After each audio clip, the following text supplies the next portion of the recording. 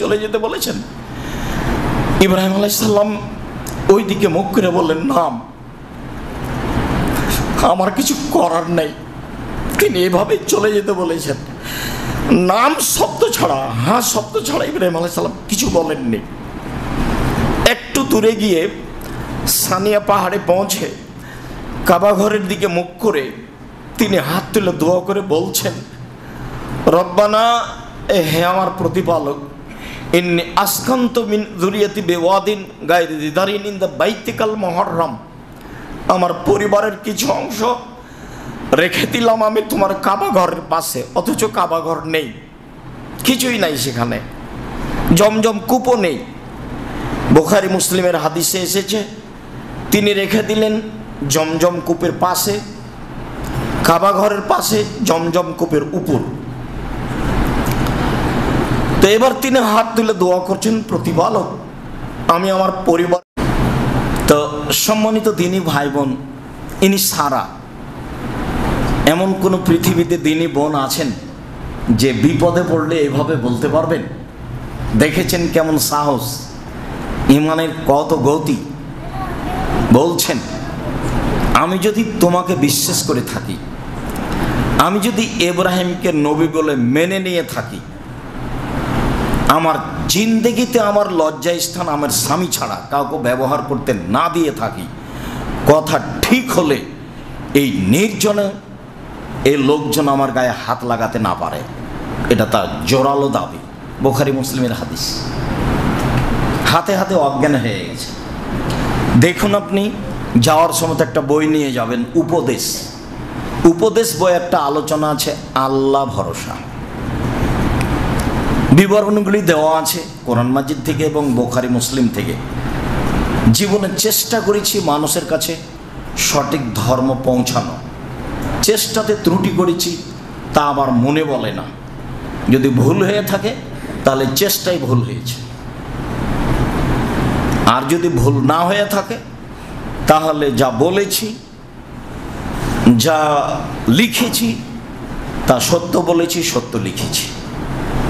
কোনো স্বার্থ দিয়ে কোনো কাজ করিনি বলে আমার দৃঢ়তা। যাক, সারা হাজারাকে সাথে নিয়ে স্বামীর কাছে চলে গেলেন। বললেন, স্বৈরাচারী শাসক সফল হতে পারেনি, তাকে আল্লাহ ব্যর্থ করেছে। সে একটা কাজের মেয়ে দাসী হিসেবে হাজারাকে সাথে দিয়েছে।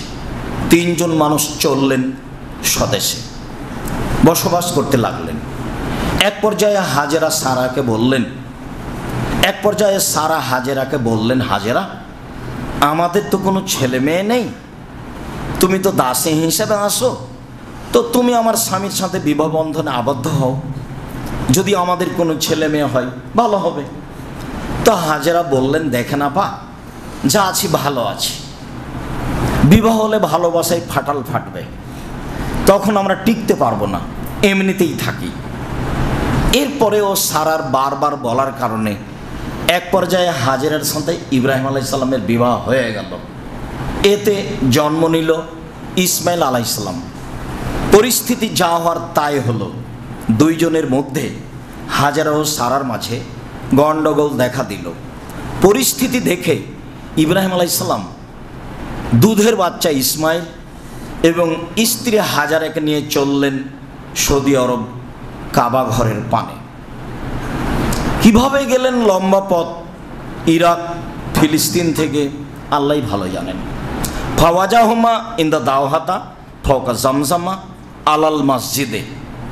দুধের বাচ্চা ইসমাইলকে এবং স্ত্রী হাজেরাকে কাবা ঘরের পাশে জমজম কূপের উপর পাকুড় গাছের নিচে রেখে দিয়ে উল্টা মুখে চললেন, কিছু না বলে। পিছে পিছে স্ত্রী হাজেরা হাঁটতে লাগলেন আর বলতে লাগলেন, আয়না তাজহাব ইব্রাহিম, ইব্রাহিম কোথায় যাচ্ছেন? আয়না তাজহাব ইব্রাহিম, ইব্রাহিম কোথায় যাচ্ছেন? আয়না তাজহাব ইব্রাহিম, ইব্রাহিম কোথায় যাচ্ছেন? অতাতরকুনা বিহা জলাদি আল্লাহ জেলাইসা বিনলাশাই। এমন একটা উপত্যকায় ছেড়ে যাচ্ছেন যেখানে মানুষ তো নেই, নেই ঘাস পাতাও নেই। আপনি তো আমাকে কিছু বলবেন, কিছু বলবেন না আমাকে? না, ঘুরেও দেখছেন না, কিছু বলছেনও না। নিরুপায় হয়ে স্ত্রী বলছেন, আল্লাহ আমারা কাহা যা, আল্লাহ কি আপনাকে এইভাবেই চলে যেতে বলেছেন? যেখানে মানুষ নাই, যেখানে ঘাস পাতা নাই, সেখানে আপনি আমাকে ছেড়ে যান কিভাবে? এটা কেমনে হয়? আল্লাহ কি আপনাকে এভাবেই চলে যেতে বলেছেন? ইব্রাহিম আলাইহিস সালাম ওই দিকে মুখ করে বললেন, নাম, আমার কিছু করার নেই, তিনি এভাবেই চলে যেতে বলেছেন। নাম শব্দ ছাড়া, হ্যাঁ শব্দ ছাড়া ইব্রাহিম আলাইহিস সালাম কিছু বলেননি। একটু দূরে গিয়ে সানিয়া পাহাড়ে পৌঁছে কাবা ঘরের দিকে মুখ করে তিনি হাত তুলে দোয়া করে বলছেন, রব্বানা, হে আমার প্রতিপালক, ইন্নী আসকান্তু মিন যুরিয়াতি বিওয়াদিন গায়রি যি যারিন ইনদা বাইতিকাল মুহাররম, আমার পরিবারের কিছু অংশ রেখে দিলাম আমি তোমার কাবা ঘরের পাশে, অথচ কাবা ঘর নেই, কিছুই নাই সেখানে, জমজম কূপও নেই। বুখারী মুসলিমের হাদিসে এসেছে, তিনি রেখে দিলেন জমজম কূপের পাশে, কাবা ঘরের পাশে, জমজম কূপের উপর। তো এবার তিনি হাত তুলে দোয়া করছেন, প্রতিপালক, আমি আমার পরিবারের কিছু অংশ রেখে দিলাম তোমার কাবা ঘরের পাশে, যেখানে মানুষও নেই, যেখানে ঘাস পাতাও নেই।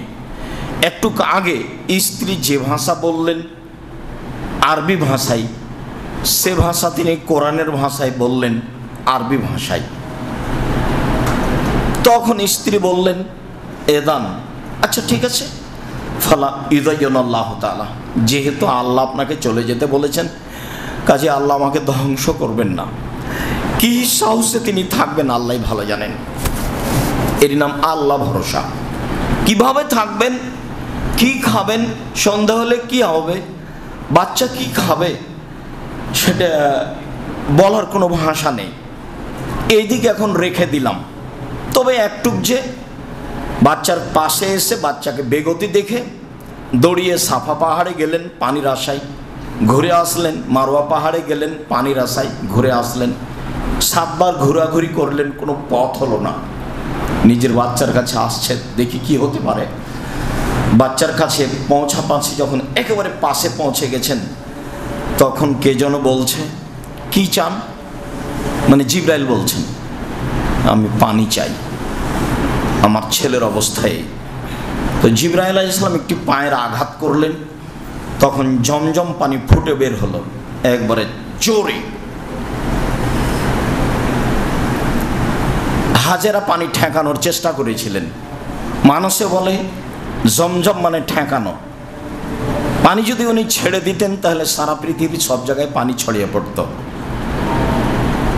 খায়রুল মায়াল অজেল আরজম মাও জমজম, পৃথিবীর সবচেয়ে উত্তম পানি হলো জমজম পানি। জমজম পানি খাদ্য, জমজম পানি ঔষধ, এ কথা মুহাম্মদ সাল্লাল্লাহু আলাইহি ওয়াসাল্লাম বলেন, হাদিস বুখারী মুসলিম। বাকি আলোচনা থেকে যাক। ইব্রাহিম আলাইহিস সালাম রেখে চলে গেলেন, অনেক দিন পরে আসলেন, আহাল পরিবার দেখে আসি। ইতিমধ্যে ছেলে বড় হয়ে গেছে, একটু দৌড়াতে পারে। ফালাম্মা বালাগা মাহু সায়, যখন বাচ্চা দৌড়াতে পারে, খুব সুন্দর চেহারা, ঢকঢক ঝকঝকে টকটকে ছেলে, 5-7 বছর বয়স হতে পারে। এসে বাচ্চাকে দেখে বলছেন, বোনাইয়া, ও আমার আদরের ছেলে, ইন্নি আরাফিল মানামে আন্নি আদবাহকা ফাংজুর মা যা তারা, বৎস, আব্বু আমি স্বপ্নে দেখছি তোমাকে কুরবানি করছি, তোমার মতামত কি? ছেলে বলছে, তার মানে বুঝ হয়েছে। ছেলে বলছে, ইয়া বাতিফ আল মা তুমারু সাতাজুদুনি ইনশাআল্লাহু মিনাস সাবিরিন, আব্বা আপনি যা স্বপ্নে দেখেছেন তা বাস্তবায়ন করুন, আপনি আমাকে ধৈর্যশীল পাবেন। ছেলেরা হাত পা বাঁধা হলো, চোখে পটি লাগানো হলো, এগুলো সব অহেতুক মিথ্যা কথা, মিথ্যা তাফসীর। ছেলে তো বলছে যে আপনি আমাকে ধৈর্যশীল পাবেন, আবার ছুরির নিচে লোহা লাগিয়ে দেওয়া হয়েছে সেজন্য ছুরি কাটে না, এগুলো সব অহেতুক মিথ্যা ইতিহাস। আল্লাহ ছুরিকে বলে দিয়েছেন তুমি কাটবা না, তোমার কাটার ক্ষমতা বন্ধ। বাস, জড় বস্তু আল্লাহর আদেশ মানে। কেন, কয়েকদিন আগেই তো ইব্রাহিম আলাইহিস সালামকে আগুনে ফেলা হয়েছিল, তখন আল্লাহ বললেন আগুন শীতল হয়ে যাও, তো বাস আগুন শীতল হয়ে গেল।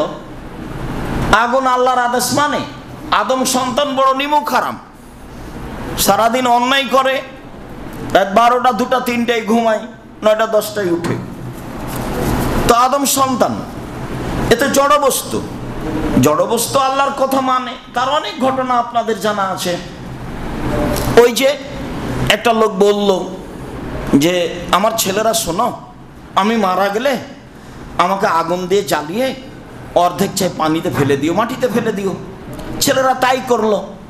তখন আল্লাহ বললেন এই ছাই পানির মাটির জমা হ, মানুষ হয়ে যাও। হলো। আচ্ছা তুমি তোমার ছেলেদের এভাবে আদেশ করলে কেন? বলে আপনার ভয়ে করেছি, আপনি ভালো জানেন। এই দেখেন পানি কথা শোনে, এই দেখেন মাটি কথা শোনে, ছাই জমা করে দিল। তো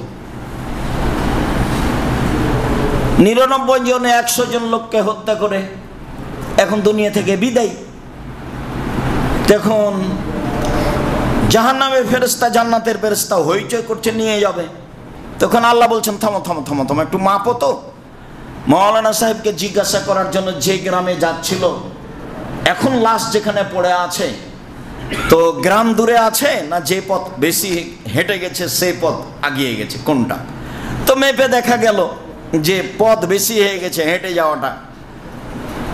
তো লাশ তো ওখানেই পড়ে আছে, কোথায় যাবে? আল্লাহ গ্রামকে বলেছেন গ্রাম আগিয়ে আসো।